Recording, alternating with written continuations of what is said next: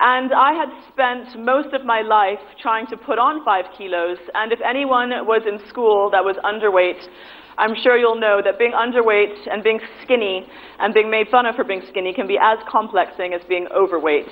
So when I finally hit my teen years and I started to fill out, I really liked the way that I looked, and I was happy to finally put on weight. So it was fine. I went and lost the 5 kilos because it was so easy to do. And I went on to be a very successful TV commercial and advertising model in Australia. But if I ever failed at being blonde or blue-eyed when I was in Australia, all of that went straight out the window the minute I came to India. The first audition I went on in India was to see Taran Teliani, and to Taran Teliani, and any designer even close to his caliber. I was tall, I was thin, I was raven, and I was already a supermodel. So these are my pictures from when I was modeling in India. Now, people often think that modeling is a very glamorous profession, and I don't blame them for thinking that, because all they see is that one perfect photograph. But in order to achieve that one perfect photograph, you have to take a few hundred different photographs, and sometimes to the people standing in the room watching you, and even to yourself, it feels and looks like a very repetitive and clumsy endeavor. I've actually had people make videos of me while I've been modeling, maybe because I thought one day I'd give a talk to a crowd of people like you. And I can't think of any other reason. It would just be vanity to make someone stand there and video me. I made a video, so this is the best one that I could find, and here's what it looks like.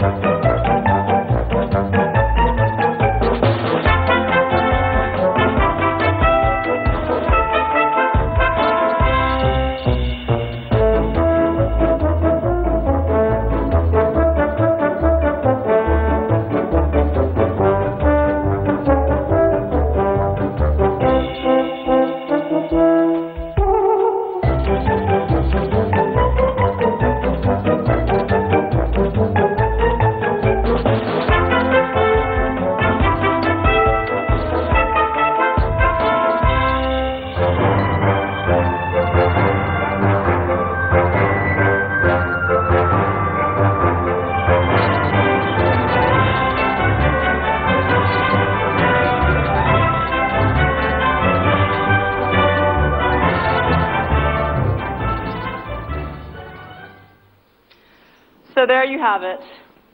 This picture right here, thank you. This picture right here was specifically engineered to make you believe that Sushant Singh Rajput and I are distressed lovers, and we are walking down a flight of stairs outside Falaknuma Palace in Hyderabad. And the brief was, Lisa, stand on your spot and walk down this flight of stairs. So if I demonstrate how it went something like this. I'm just going to take on the being of a model right now. So do I have to stay in the middle? Okay. So here's the stair, And I was told to stay on my spot because the lights are here and the cameraman is right there and you can't move out of frame. So walk down one step, flick your hair, walk back up, flick your hair, walk back down, flick your hair, walk back up, flick your hair.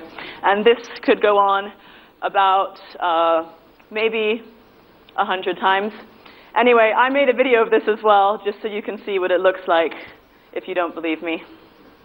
It's not a very good quality video. I had to have my makeup artist take it for me. So as you can see, the final product of this beautiful black and white shot that I showed you earlier had very little to do with what was actually happening in the moment. It was all make-believe. It had more to do with the cameraman, the lighting, the hair, the makeup, the clothes, and had very little to do with Sushant Singh and I actually being lovers or even walking down a flight of stairs. My first ad that I ever did was for a stretch mark cream, and this is what stretch marks actually look like. There they are, just in case any of us forgot. And when the ad came out, it had my 18-year-old, tight, taut, rather muscular stomach on the cover of the ad as an example of what you could look like if you used this stretch mark cream. That's me. I use stretch mark cream. So, I don't.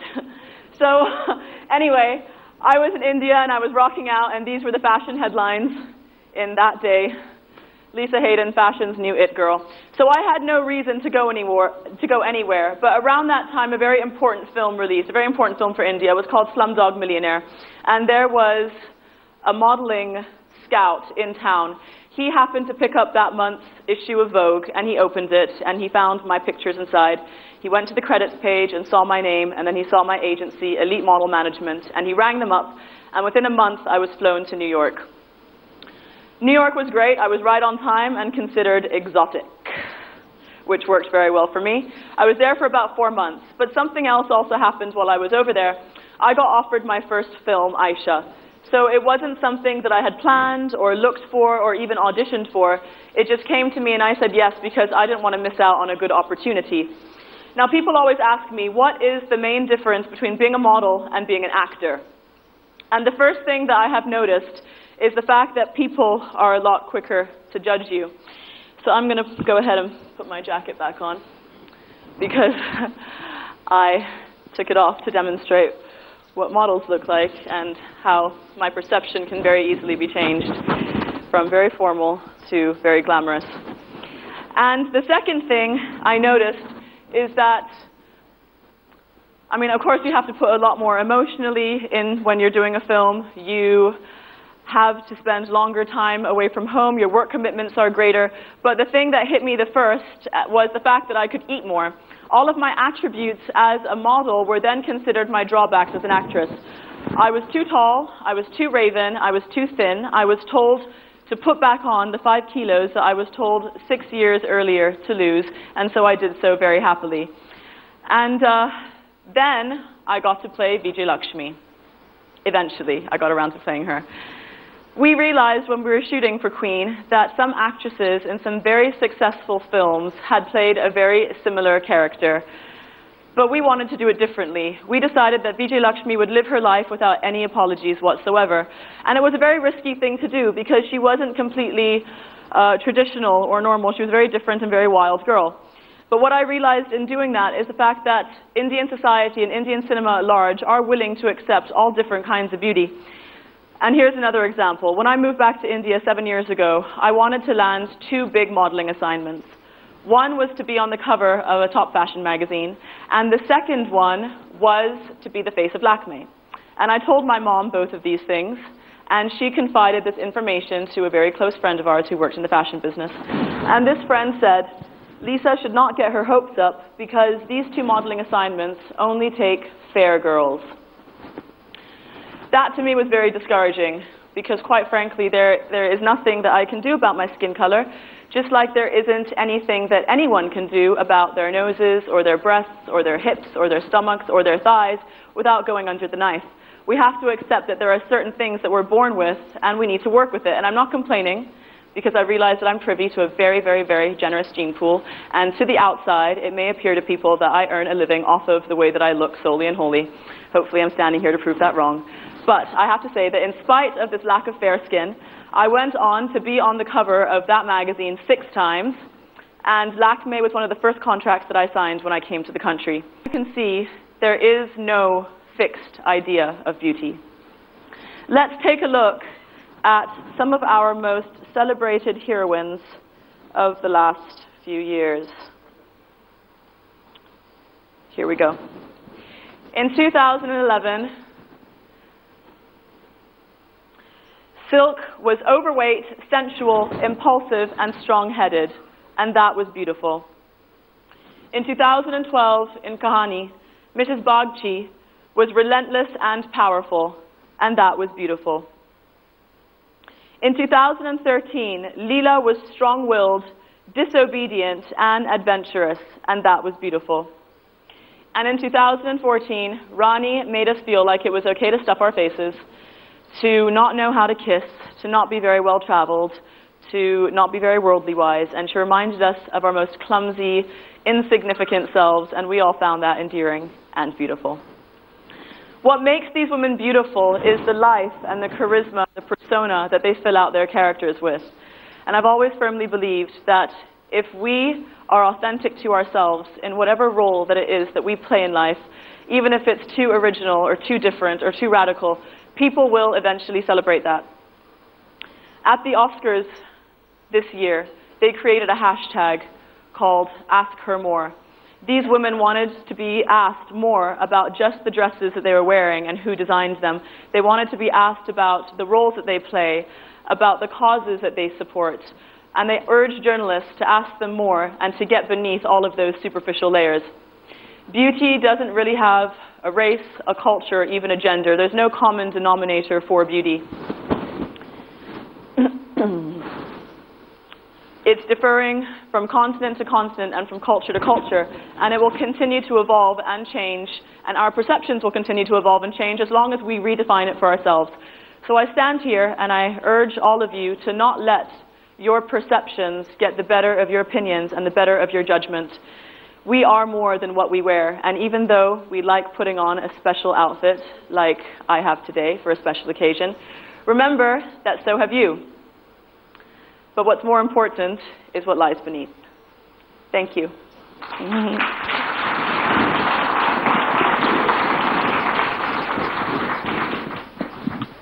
Thank you. That was quite fantastic. Was it? And such a treat to actually watch you talk and not just stand there and do the steps up and step down and steps up and step down. Now, you're quite uninhibited with your body.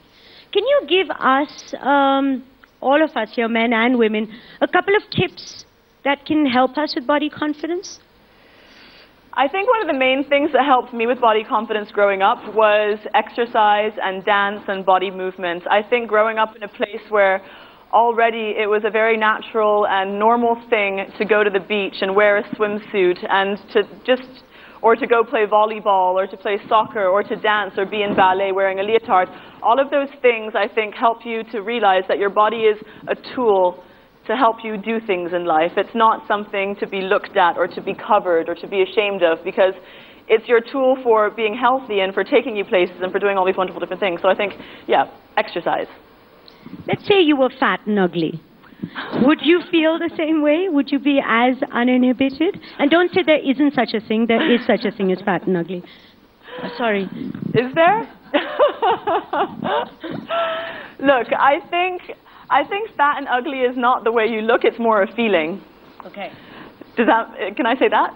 You can say anything you want. Yeah. Fat and ugly is a feeling. So I think if you're doing your very best to be healthy and to exercise and to live a wholesome life, then the way that you feel about yourself also changes. I mean, if you're feeling particularly fat, and I know, and this is going to sound crazy, but there are some days when I feel fat, and I think every woman has the right to feel fat. Fat is the way that you feel inside of yourself when you've eaten unhealthy food or you've done unhealthy things. Do you know what I'm talking about? Please agree with me. Of course I know what you're talking about. And she's not fat at all, right? So I think, what was the question again? Then would you be as uninhibited? No, would I? So I think if you're doing things that make you feel good, then I think that that's really the way to live. As uninhibited, maybe I may not wear the same clothes, but I would still wear something that looks beautiful on me that I felt confident wearing. And if I felt confident to wear something, even if I was feeling fat and ugly, then, when I feel fat and ugly, I don't want to, dress up. I want to stay home and go to the spa. Moving away from just, the, not superficial, but the body, we have a lot of prominent public figures now coming out and saying things like women in our society can only be safe if they stay home after dark, if they cover up from head to toe.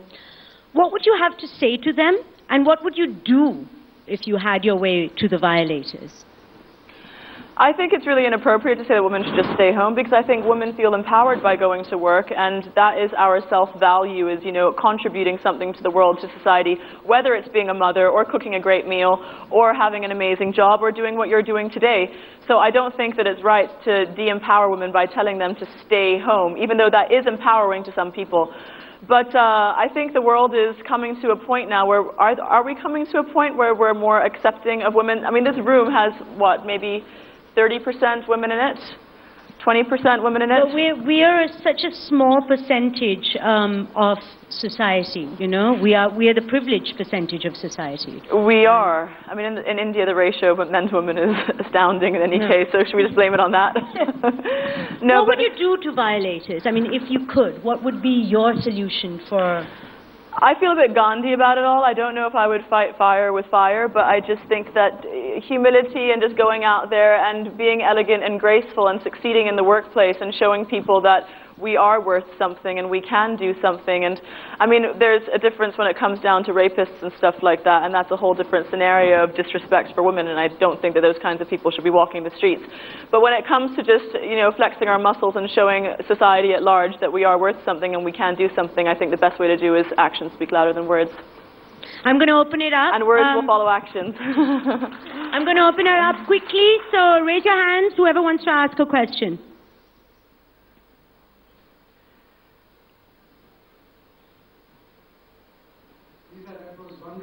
Thank you. Hear you. You mentioned that not being so fair was not a disadvantage to you. But believe me, in India, if we are looking for a bride for a child, the first thing we ask is she fair?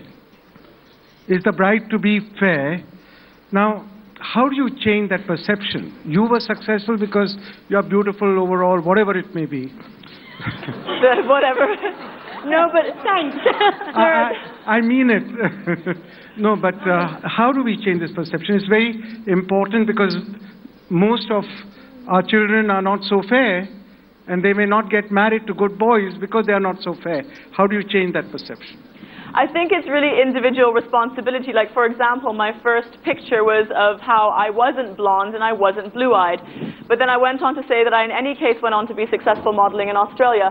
So I think it's up to you. It's about being individual. Maybe your daughter should, or your daughters or our children should break out of that, that sort of rut of I'm about to say something very undiplomatic right now. Go on, say it. Of seeking a husband that would think that about them. Perhaps they should go out there and find a husband for themselves that doesn't care what their skin color is. This is going to sound really arrogant right now, but I've had a few boyfriends in my life, and most of them have all wanted to marry me. And it's not because I have dark skin or I have fair skin. I think it's about who you are inside. And the entire point of my talk was that in spite of all these setbacks, when I go to an audition and I'm sitting with the head of any big corporation, whether it's Lakme or Pantene or Puma, who I endorse for, it's about the way that you come across to them and you show them your value in that moment goes far beyond the way you look. You radiate something far more from the inside out. And that's probably what I would have to say to your children, is to be original and just be yourself. But also she has broken that to a certain extent by being successful. Now we consider Dusky beautiful. Completely. So, there we go. Yes. Last question. Yes, at the back there.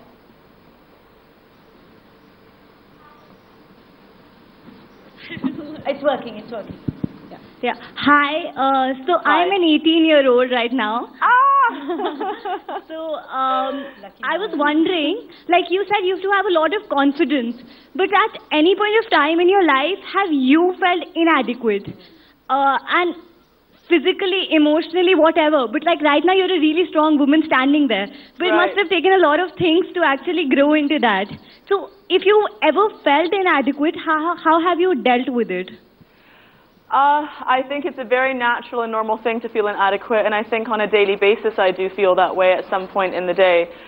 But I think the best way to deal with it is, it's okay to feel that way, accept that about yourself. Before I come out and I stand on the stage, I have a moment where I also feel very inadequate, and I go, oh my God, I don't know how to public speak, and I've not done this before, etc., etc. Then you just turn the actress on, or you have to try at least a little bit. So I think just don't try and get rid of that inadequate feeling, because that's a part of humanity and that's a part of who you are. But just know that it will pass, and constantly remind yourself of all of the wonderful things that you do have to offer the world. Like, I don't think there's anyone else in this room that's 18 years old that has the courage to ask a question on a microphone. I think you're pretty adequate right now. And you've obviously earned your place in this room as well, because you've got a name tag on, so you're somebody important, aren't you? And just as Lisa said, just before she started and I met her, she was really nervous because this is not something that you do on a normal basis. No, and she was like, okay, I got to work getting over this, and you worked through it. Yeah, right? Yeah, in some way, hopefully.